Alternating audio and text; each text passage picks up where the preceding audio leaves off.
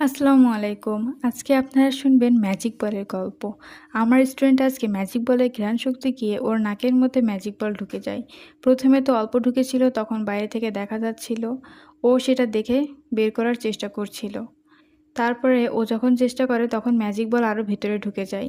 তারপরে ও বাসার সবাইকে বললে বাসার সবাই চেষ্টা করে, কিন্তু ম্যাজিক বল আর বের করতে পারে না। পাশের বাসার আন্টি এসে বলে মেশিন দিয়ে নাক বড় করে তারপরে ম্যাজিক বল বের করতে হবে। আর এক আপু এসে বলে যে এক্স-রে করে বল দেখতে হবে কোথায় আছে, নাকে আছে নাকি ব্রেনে চলে গেছে নাকি পেটের মধ্যে চলে গেছে। এখন ওর আম্মু খুবই হতাশ যে ওর কিসের এক্স-রে করাবে। আমি বুঝলাম না যে মাথায় কিভাবে যেতে পারে বলটি। যাই হোক, তারপরে ডাক্তারের কাছে কল দিলে ডাক্তার বলে এখানে মেশিন নেই, শহরে যেতে হবে। এখনও ওর শরীরের ভিতরেই বলটি আছে, যদিও এখনও বের হয় নাই। তারপর এসবের মধ্যেও আমার স্টুডেন্ট আমার কাছে পড়তে চলে এসেছে। সবাই আমার ছোট পেজটি ফলো দিয়ে আমার পাশে থাকবেন। ধন্যবাদ।